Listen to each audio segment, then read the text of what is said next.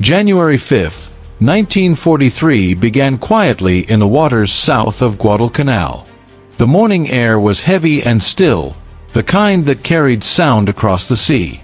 Aboard the light cruiser USS Helena, Lieutenant Red Cochran stood at his post near the aft 5-inch gun battery, his crew easing back into routine after general quarters. Just minutes earlier, Helena and the rest of the task force had finished bombarding Japanese positions at Munda. The mission had gone exactly as planned. For most of the crew, the danger seemed to be passing. Then 4 dark shapes broke through the morning haze. Japanese Aichi D-3A Val dive bombers screamed in low, attacking fast and vanishing almost as quickly as they appeared. The entire raid lasted barely 90 seconds. One bomb slammed into the New Zealand cruiser Achilles, ripping through steel and fire. The other 3 aircraft skimmed the waves at full throttle, already miles away and accelerating hard for home. Standard doctrine was clear. At that distance, against fast, retreating aircraft, firing was pointless. The odds of hitting anything were practically zero. Even a near miss would be a miracle. But this morning, Helena carried something no other ship in the world had ever used in combat. Standing nearby was Commander D. Parsons, a naval technical officer from the Office of Scientific Research and Development. He had traveled all the way from Washington under secrecy orders, personally escorting several hundred rounds of experimental ammunition loaded aboard Helena weeks earlier. The shells looked ordinary enough, but the fuses were heavier than usual, and when held close, some sailors swore they could hear a faint electrical hum. No one had been told what made them special. They only knew they were classified and dangerous in ways they didn't understand. As the 3 Japanese aircraft fled just above the waves, Parsons made his decision. He gave the order that would test years of secret research in a matter of seconds.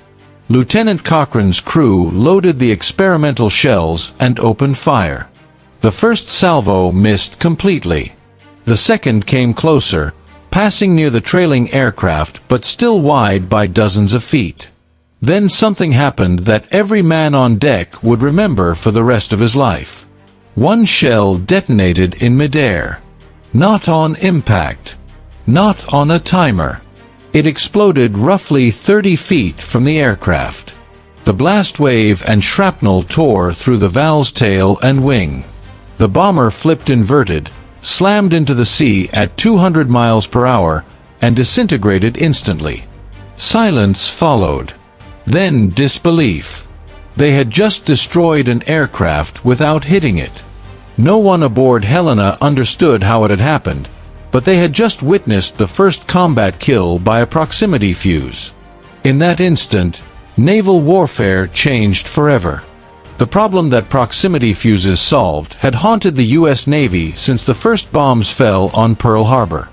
On the morning of December 7, 1941, American ships unleashed thousands of anti-aircraft rounds at attacking Japanese planes with devastatingly little effect. Timed fuses detonated shells at preset altitudes that bore little relationship to where enemy aircraft actually were. Contact fuses required direct hits, an almost impossible task against fast, maneuvering targets. Ensign John Charles England learned that lesson the hardest way imaginable. He was serving as damage control officer aboard the battleship USS Oklahoma when torpedo bombers began their attack. As anti-aircraft shells burst harmlessly thousands of feet above their targets, England watched torpedo after torpedo tear into the ship's hull. He stayed at his post as the deck tilted beneath his feet, ordering men to seal compartments and helping trapped sailors escape. When Oklahoma finally capsized, England made repeated trips into the flooding ship to rescue others. He saved several men before becoming trapped himself. He drowned with more than 400 others. Better anti-aircraft fire would not have saved everyone that morning, but it might have saved some. Across the Pacific, similar scenes played out again and again. At Cavite Naval Yard in the Philippines, Sailors aboard the submarine USS Ceylon fired dozens of rounds at Japanese bombers overhead. Not a single shell came close. The bombs did. The submarine was destroyed in dry dock, its deck gun surrounded by empty casings from shells that had exploded perfectly on schedule and perfectly useless. By mid-1942, American warships were bleeding. Carriers burned. Cruisers sank. Destroyers vanished under fire from aircraft their guns could not reliably stop. The math was merciless. Fire control systems could predict an aircraft's future position only within about 50 feet. Timed fuses demanded precision that combat simply could not provide. Admiral Harold Bowen saw the reports pile up. Heavy fire. Minimal results. Over and over again. But there was a quiet project already underway that promised a solution, if it could be made to work. At the Carnegie Institution in Washington, physicist Merle Tuve had taken on what nearly every expert considered impossible. The idea was simple in theory: a fuse that could detect when it was close to an aircraft and detonate automatically. In practice, it meant stuffing a working radio into a 5-inch artillery shell and expecting it to survive 20,000 times the force of gravity when fired. Most engineers said it couldn't be done. Tuve said he would try anyway. The challenges were overwhelming. Vacuum tubes were fragile glass devices that shattered if dropped. Batteries leaked. Electronics hated heat, cold, shock, and vibration, all things artillery shells experienced in abundance. The shell spun at tens of thousands of revolutions per minute. No known electronics could survive that environment.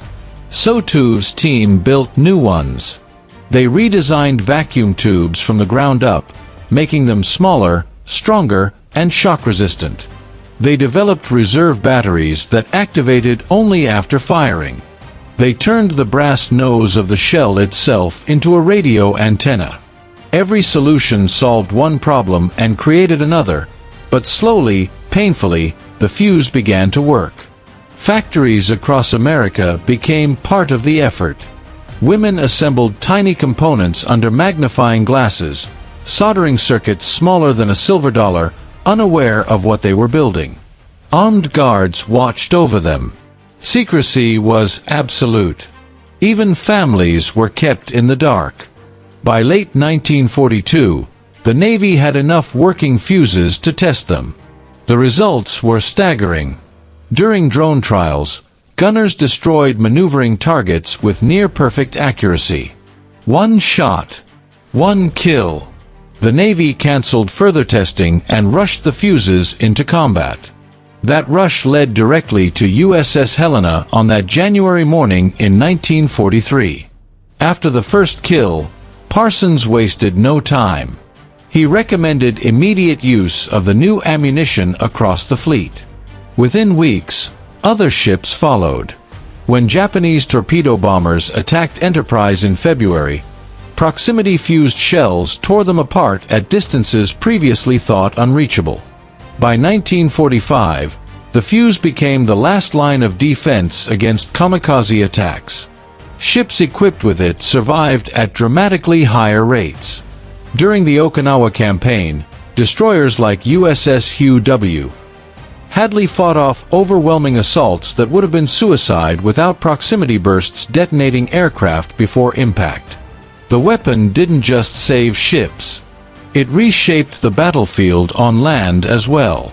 During the Battle of the Bulge, proximity-fused artillery shells detonated above German positions, raining shrapnel downward into trenches and bunkers. Weather no longer mattered. Visibility no longer mattered. Soldiers could not hide. German morale collapsed under barrages they could neither predict nor escape. Ironically, the Germans had captured thousands of proximity fuses and dismissed them as impossible. Their engineers had calculated that such devices could not survive gun launch forces. When reality contradicted theory, they trusted theory. The fuses sat unused in warehouses while Allied guns continued firing overhead. After the war, even Hermann Göring admitted the truth had been hiding in plain sight. The proximity fuse never became famous like the atomic bomb or radar, but its impact was just as profound. It turned near misses into kills. It saved tens of thousands of lives. And it did so quietly, in secret, assembled by hands that never knew what they were building until the war was over. Merle Tuve never sought recognition. He returned to science, content knowing the problem had been solved before too many more sailors died. Sometimes, the difference between victory and defeat isn't superior numbers or bigger guns. Sometimes, it's the refusal to accept that something is impossible. If you found this story meaningful, take a moment to like the video. It helps us share more forgotten histories like this one. Subscribe for more stories from the Second World War that deserve to be remembered. And let us know in the comments where you're watching from. Thank you for being part of this community, and thank you for keeping these stories alive.